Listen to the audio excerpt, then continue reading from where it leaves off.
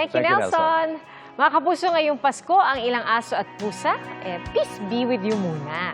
May tradisyon din ang peace be with you ang mga sakristan. Pero napatakbo sila dahil sa mga baka at kambing.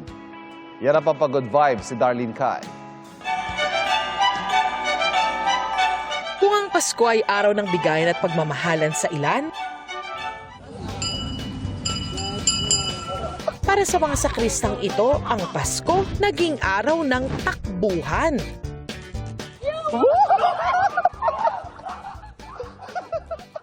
Maligayang pagpapasto, Leste, maligayang Pasko. Baka naman kasi wala sa mood ang baka na hubabol sa mga sakristan ng Our Lady of Consolacion Parish sa Sambuan sa Cebu.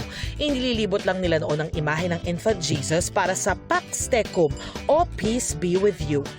Pero ang baka mukhang ayaw muna ng peace. Sa bayan naman ng Daan Bantayan, may takbuhan din. Ang mga sakristan tila no entry para sa bida namang kambing.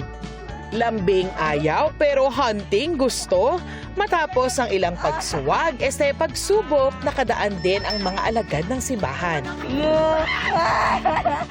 Animoy aso't pusa ang kanilang bangayan. Pero ibahin nyo ang mga fur baby na ito sa Malolos, Bulacan. Tila may Christmas truce muna sila. Ang tatlong aso mistulang 3 wise men na nakamasid sa kahong animoy sabsaban ng bagong panganak na si Muning with her kuting. Para sa GMA Integrated News, Darlene Kai, nakatutok 24 oras.